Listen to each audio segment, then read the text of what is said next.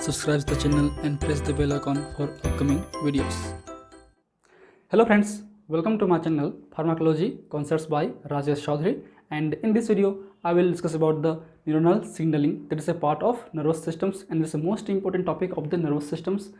तो ये बात करें हम इस टॉपिक की तो बहुत ही इंपॉर्टेंट टॉपिक है। इस टॉपिक से फ्रिक्वेंटली क्वेश्चंस आते हैं, आपके ऑब्जेक्टिव क्वेश्चंस बनते हैं जो आपके कम्पिटिटिव एग्जाम्स में हेल्पफुल होते हैं। चाहे बात करें हम लोग नीट की हो या यूजी नेट की हो, जीपेट की हो, गेट की हो, बहुत सारे जो एग्ज़ाम्स होते हैं आपके गवर्नमेंट एग्जाम्स, उनमें ये हेल्पफुल होते हैं।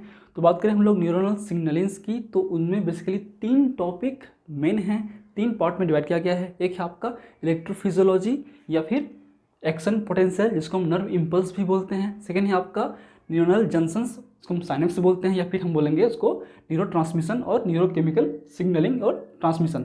थर्ड है आपका न्यूरो ट्रांसमीटर्स। तो आज की वीडियो में हम 2 टॉपिक कवर करेंगे, एक है आपका एक्शन पोटेंशियल जो कि डिटेल में बात करेंगे, और एक है आपका न्यूरो ट्रांसमिशन। तो and if you want to watch my previous videos regarding the HAP और human physiology you can check description box below और by using this link. So now let's discuss about the topic.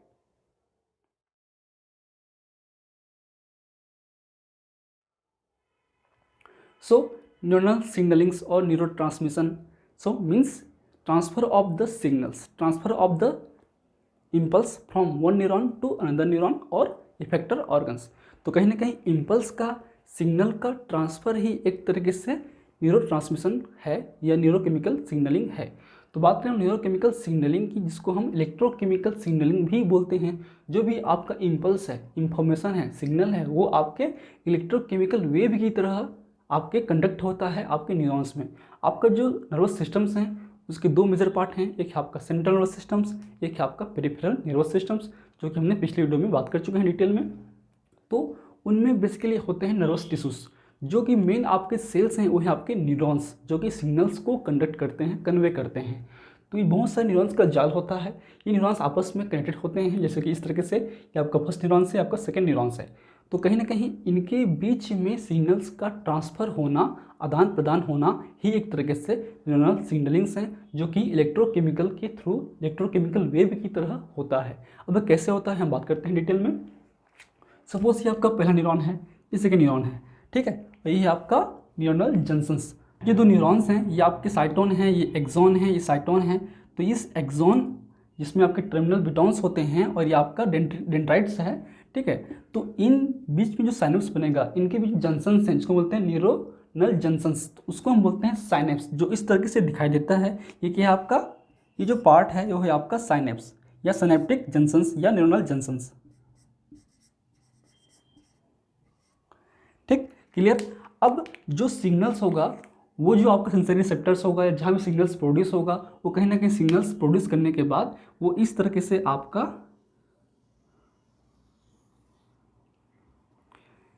ठीक है, salutary form में आपको depend करता है कि ये जो न्यूरॉन्स है वो माइलिनेटेड है या नॉन माइलिनेटेड है। अगर माइलिनेटेड है तो उसमें आपके नोड ऑफ रेनवियर होंगे, नोड ऑफ रेनवियर होंगे तो उसमें जो आपका इम्पल्स है वो एक तरीके से जंपिंग पैटर्न पे होता है। इसका मतलब उसमें सैल्यूटरी कंडक्शन होता है जो कि बहुत ही फास्ट होता है, ठीक है। नॉन माइलिनेटेड में स्लो होता है, और जो आपका जो एक्सॉन का जो डायमीटर है जितना बड़ा होगा उतना फास्ट सिग्नलिंग करेगा।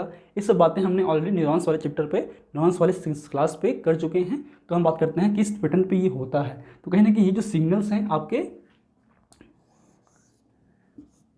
इलेक्ट्रिक फॉर्म पे आपके सिग्नल्स कंडक्ट होते हैं, जो कि आपके इलेक्ट्रोफिजियोलॉजी का पार्ट है, आपका एक्शन पोटेंशियल का पार्ट है, जो कि हम आज डिटेल में बात करेंगे। तो ये जो सिग्नल्स है कहीं ना कहीं आपके जो एक्सॉन हैं, जो सेल्स हैं, नर्व सेल्स हैं, उनमें एक पॉजिटिव चार्ज लाता है। पॉजिटिव चार्ज ही एक तरीके से आपका उसमें एनर्जी है, सिग्नल्स हैं, जो कि कन्वे होता है पूरे न्यूरॉन्स में और यहाँ पहुँचते हैं आपके टर्मिनल बिटॉन्स पे। इस टर्मिनल बिटॉन्स में पहुँचने के बाद ये जो आपका एरिया है वो आपका एक्टिवेट होगा, ठीक है। और एक्टिवेट होने की वजह से इनमें बहुत सारे आयन चैनल्स होंगे। एक आयन चैनल्स होता है आपका voltage gated calcium ion channel. यहाँ पे क्या होंगे, voltage gated calcium ion channel, जो कि इस इलेक्ट्रोकेमिकल सिग्नलिंग्स को आपके सेंस करके उसकी जो इलेक्ट्रिकल एनर्जी है उसके थ्रू वो एक्टिवेट होगा। एक्टिवेट होने से जो है उसकी जो पोर है ओपन होगा। ओपन होने के कारण जो भी एक्स्ट्रा सेलुलर कैल्शियम आयन है वो आपके इंटर करेगा आपके इस नर्व एंडिंग सेल्स पे। ठीक है, ये क्या आपका सिनेप्टिक जंक्शंस है। ठीक, तो ये जो सिनेप्स है, सिनेप्स के जो ऊपर है या पहले है उसको बोलते हैं हम लोग प्री सिनेप्टिक न्यूरॉन्स, और जो सिनेप्स के बाद है उसको बोलते हैं हम लोग पोस्ट सिनेप्टिक न्यूरॉन्स।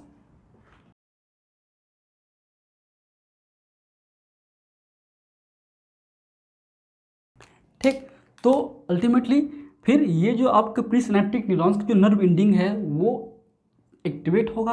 एक्टिवेट होगा उसका मतलब क्या है कि वो आपके इस चैनल्स को ओपन करेगा, उससे कैल्शियम अंदर आएगा, और कैल्शियम का काम क्या है, कॉन्ट्रैक्शन। तो ये जो आपके सिनेप्टिक वेसिकल्स हैं, this is the synaptic vesicles, जिसमें आपके न्यूरोकेमिकल सिग्नल्स जिसको बोलते हैं न्यूरोट्रांसमीटर्स वो उसमें स्टोर होते हैं।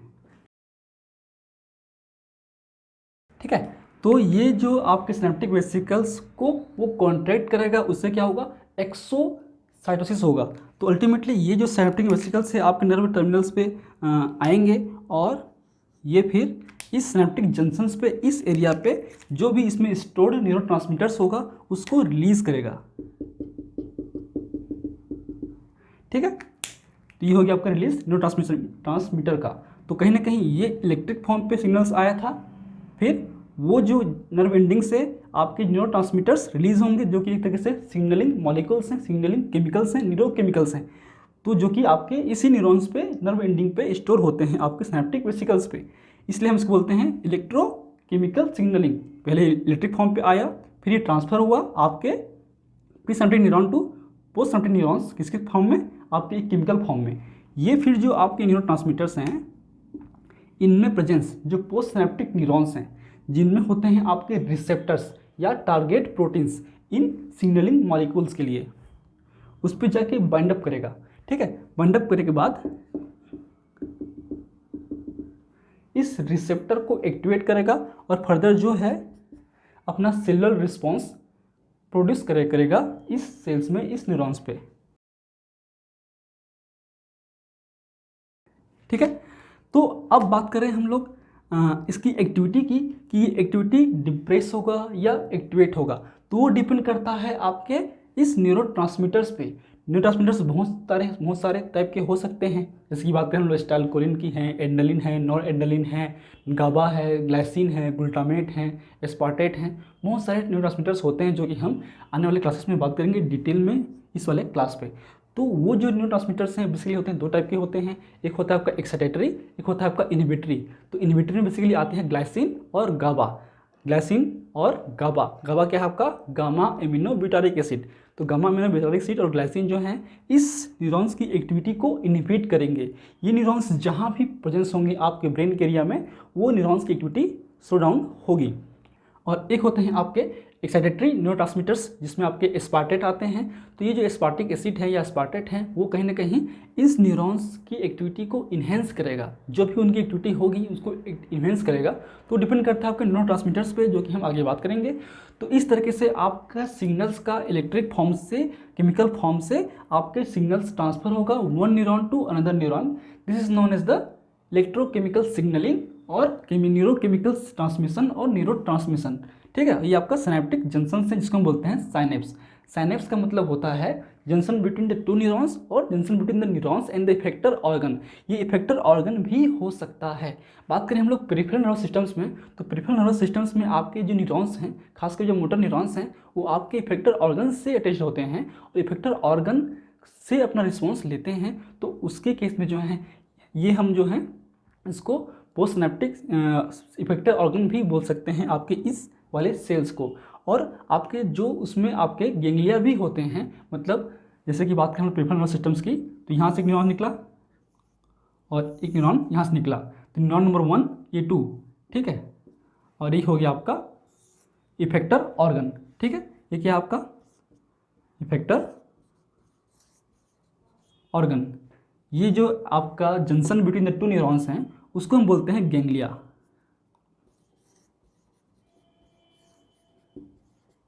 जो कि साइनेप्स ही है। ये भी एक करके साइनेप्स ही है।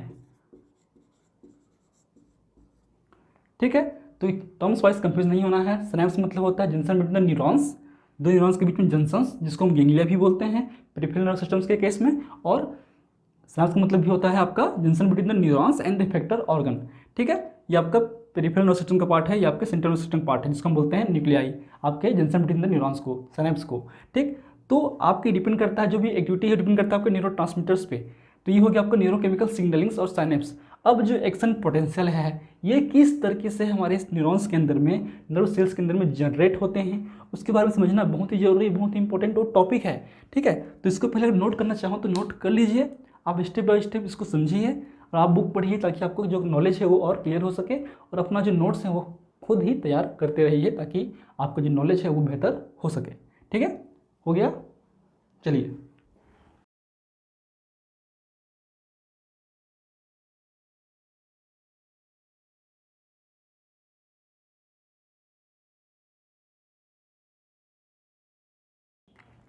अब आते हैं हम टॉपिक आपका एक्शन पोटेंशियल, जिसको हम नर्व इम्पल्स भी बोलते हैं और इलेक्ट्रोफिजियोलॉजी भी हम समझेंगे आपके न्यूरॉन्स के अंदर में।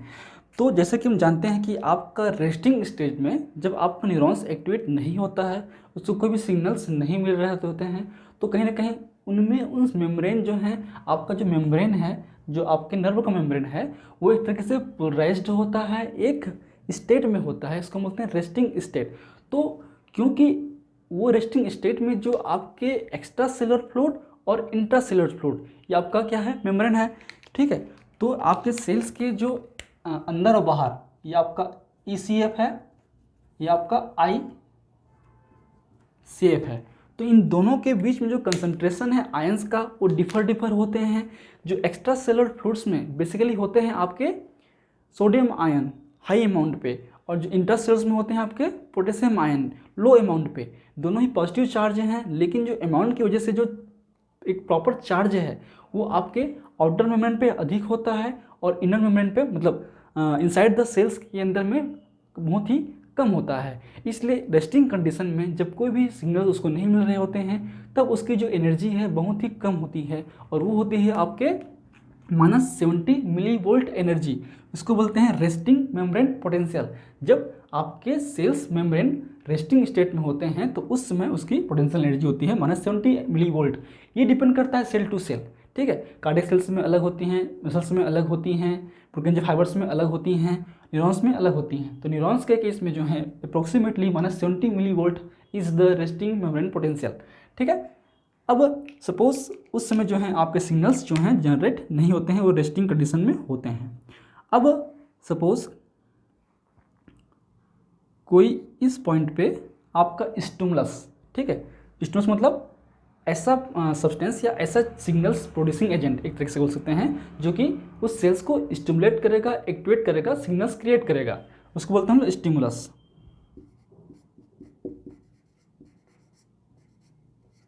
जो कि आपके इम्पल्स को जनरेट करेगा, इनिशिएट करेगा। तो आपका जो इम्पल्स है, ठीक ठीक है, अब उस स्टिमुलस के पास इतना स्ट्रॉन्ग इनफ एनर्जी होनी चाहिए, इतना स्ट्रॉन्ग इम्पल्स होना चाहिए, सिग्नल्स होना चाहिए कि वो इस पॉइंट को, जो कि -55 या 50 से 60 के बीच में होता है अप्रोक्सीमेटली, मिलीवोल्ट एनर्जी को क्रॉस कर सके। इसको हम बोलते हैं थ्रेशोल्ड पोटेंशियल।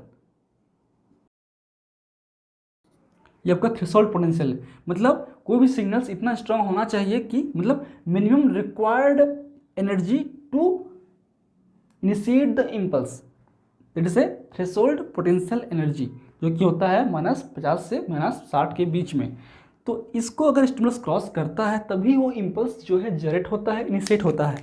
कुछ इम्पल्स अगर स्ट्रॉन्ग इनफ नहीं होंगे तो इम्पल्स जो हैं इस तरीके से हो जाएंगे, वो आपके इम्पल्स को क्रिएट नहीं कर पाएंगे। अगर वो इसको टच कर गया तब वो इम्पल्स जनरेट होगा। उस समय क्या होता है, अब स्टिमुलस आ गया, ठीक है, वो अगर थ्रेशोल्ड पोटेंशियल को क्रॉस कर जाएगा, तब आपके जो सेल मेम्ब्रेन है आपके नर्व सेल्स में, उसमें प्रेजेंस होते हैं आपके, क्या होंगे, सोडियम आयन चैनल्स। जैसे ही थ्रेशोल्ड पोटेंशियल को क्रॉस किया, वैसे ही ये जो चैनल्स हैं, क्योंकि ये भी एक तरीके से वोल्टेज गेटेड चैनल्स हैं, जो कि आपके सोडियम आयन चैनल्स हैं, वो एक्टिवेट होंगे।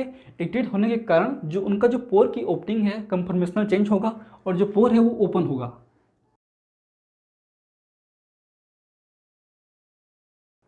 ठीक है, तो जैसे ये पोटेंशियल एनर्जी आपके थ्रेशोल्ड पोटेंशियल से क्रॉस किया, वैसे ही आपके जो मेम्ब्रेन पे सोडियम आयन चैनल्स हैं जो कि वोल्टेज ग्रेडेड चैनल्स हैं वो ओपन होंगे, और जो ओपनिंग टाइम बहुत ही कम होती है 1/10,000 सेकेंड। ठीक है, बहुत ही मिली सेकेंड्स में ये ओपन होते हैं, बहुत ही फास्ट चैनल्स हैं। उसी दौरान जो बहुत सारे जो सोडियम आयन चैनल्स हैं, सोडियम आयन्स हैं, जो आपके एक्स्ट्रा सेलुलर फ्लूइड में हाई कंसंट्रेशन पे वो इन्फ्यूज होंगे, वो डायरेक्टली डिफ्यूज होंगे आपके आपकी इंट्रासेलुलर फ्लूइड में। ठीक है, तो उससे क्या होगा, आपकी जो पोटेंशियल एनर्जी है अंदर की वो अचानक से बढ़ जाएगी और पॉजिटिव हो जाएगी, इसलिए तुरंत ही आपका जो पोटेंशियल एनर्जी है वो इंक्रीज होगा। ये होता है आपका थ्रेशोल्ड ओवरशूट पोटेंशियल। इस पोटेंशियल तक पहुंचने के बाद जो है आपका सोडियम आयन चैनल्स क्लोज्ड हो जाते हैं। ठीक है, इस पॉइंट पे सोडियम आयन चैनल्स ओपन हुए और इस पॉइंट पे सोडियम आयन चैनल जो हैं वो क्या होंगे, क्लोज हो जाएंगे। ठीक है, तो अल्टीमेटली क्या होगा इसमें, इस दौरान जो है इस एरिया पे आपके सोडियम आयन जो हैं आपके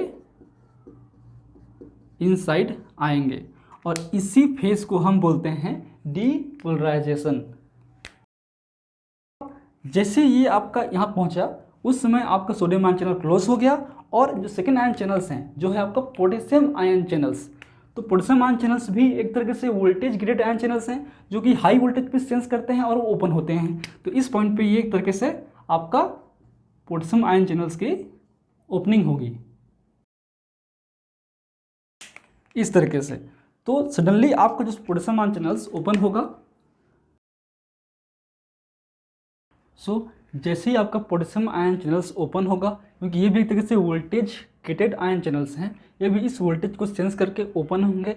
जैसे ही ओपन होंगे जो भी आपके इंट्रासेलुलर फ्लूइड में आपके पोटेशियम आयन है वो आपके रिफ्लक्स होंगे, आउट होंगे आपके एक्स्ट्रा सेलुलर फ्लूइड्स में। ये चीज़ अब याद रखिए, चाहे सेल्स कोई भी हो। ठीक है, जब भी पोटेशियम चैनल्स आयन ओपन होंगे, जो आयन्स हैं वो हमेशा इंट्रासेलुलर से एक्स्ट्रा सेलुलर्स की ओर ही जाएगा। जब भी आपका सोडियम आयन चैनल्स ओपन होंगे तब आपके जो पोटेशियम आयन सोडियम आयन है वो इंट्रासेलुलर से एक्स्ट्रा सेलुलर से इंट्रासेलुलर्स में ही आएगा, क्योंकि जो कंसंट्रेशन है वो आपके सोडियम आयन की इस एक्स्ट्रा सेलुलर फ्लूइड में अधिक होती है और पोटेशियम आयन की इंट्रासेलुलर फ्लूइड में अधिक होती है। ठीक है, तो क्या होगा आपका, क्योंकि आपका जो पॉजिटिव चार्ज है सडनली वो इंट्रासेलुलर फ्लूइड में कम होगा और आपके एक्स्ट्रासेलुलर फ्लूइड में बढ़ेगा, क्योंकि पोटेशियम जो है आपके बाहर की ओर जा रहे हैं। ठीक है, इसलिए जो आपका ग्राफ है वो धीरे धीरे कम होते जाएगा, आपका जो मिलीवोल्ट एनर्जी है, मिलीवोल्ट है वो कम होते जाएगा। तो यहाँ पे क्या होगा आपका पोटेशियम आउट। ठीक है, और इस पॉइंट पे आके एक तरीके से आपके जो पोटेशियम आयन चैनल्स हैं वो क्लोज होंगे।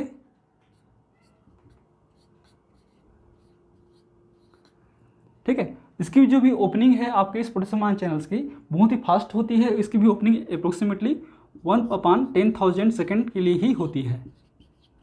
ठीक है, और इस समय फिर जो है कुछ जो हैं आपके पोटेशियम आयन ओपन रहते हैं और वो आपके आउट करते रहते हैं, इसलिए जो ग्राफ है वो नीचे चला जाता है। तो इस फेज को हम बोलते हैं रीपोलराइजेशन फेज। ठीक है, डी मतलब जो ये जो आपका स्टेट है, ये वाला है आपका पोलराइजेशन स्टेट।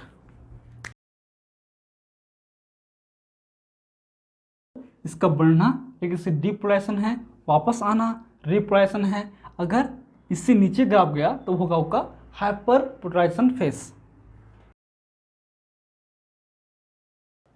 फिर उसके बाद जो है आपके सारे आयन चैनल्स क्लोज हो जाएंगे और धीरे धीरे वापस जो आपके आयन्स हैं जो कि डिस्टर्ब हुए हैं, जो बाहर में सोडियम था वो अंदर आया है, जो पोटेशियम अंदर था वो बाहर गया है, वो रिस्टोर होंगे इस आपके रेस्टिंग फेज पे। तो इस फेज पे आपके रेस्टिंग होंगे, रिस्टोरेशन होगा। तो कैसा होगा आपका, यहाँ पे प्रेजेंस होते हैं एक आपका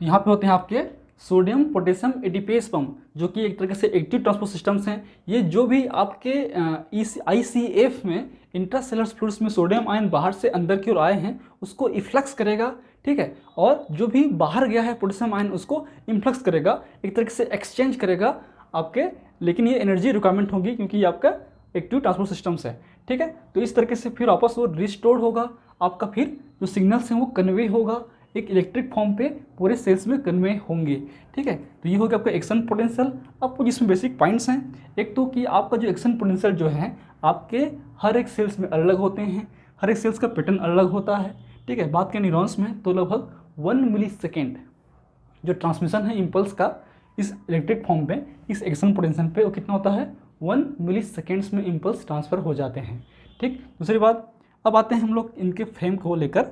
तो ये जो पीरियड है ये आप,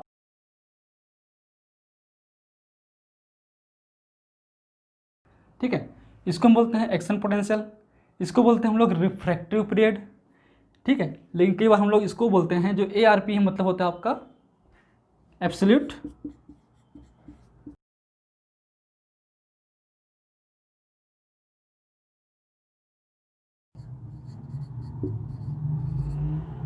ठीक है। अब रिफ्रैक्टिव पीरियड का मतलब क्या होता है, the period in which the new impulse can not be generated, means उस समय जब कोई भी नया इम्पल्स जनरेट नहीं हो सकता उसको हम बोलते हैं रिफ्रैक्टिव पीरियड। और इन दोनों का हम बोल सकते हैं एक तरीके से टोटल रिफ्रैक्टिव पीरियड, क्योंकि आपके जब इम्पल्स जनरेट हो रहा है उस दौरान भी कोई भी नया इम्पल्स जनरेट नहीं हो पाएगा।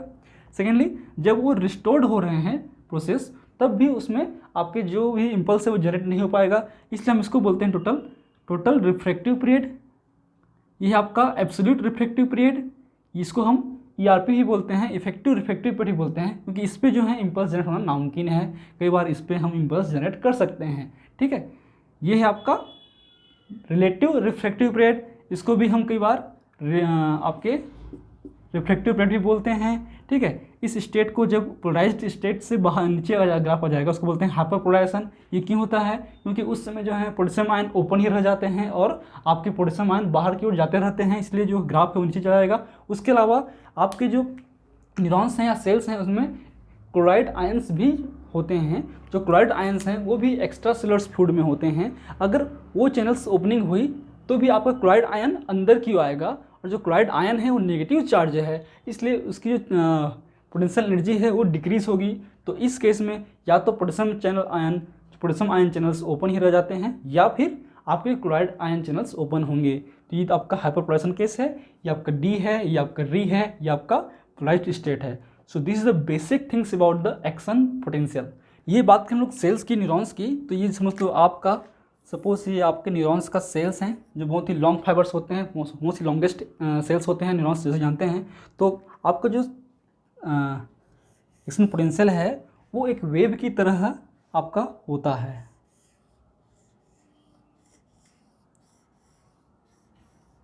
इस तरीके से, लेकिन ध्यान दीजिए ये जो वेव है वो एक ही इम्पल्स है, दोबारा इम्पल्स नहीं है, ठीक है। इस कंडीशन में ये आपका नेगेटिव पॉजिटिव है, ये नेगेटिव है। इसके केस में जब एक्शन पोटेंशियल जनरेट होते रहते हैं उसमें ये आपका पॉजिटिव, ये नेगेटिव, फिर जैसे ये इम्पल्स ट्रांसफ़र होता है ये आपका नॉर्मली इस तरीके से हो जाते हैं और जो वेव है यहाँ आ जाता है, तो उस समय यहाँ पे पॉजिटिव, फिर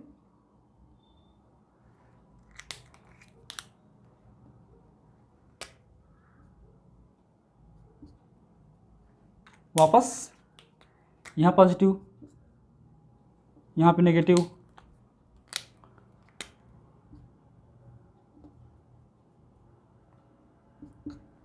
तो इस तरीके से वेव जो हैं मूव करते हैं एक तरंग की तरह, ठीक है, एक वेव की तरह।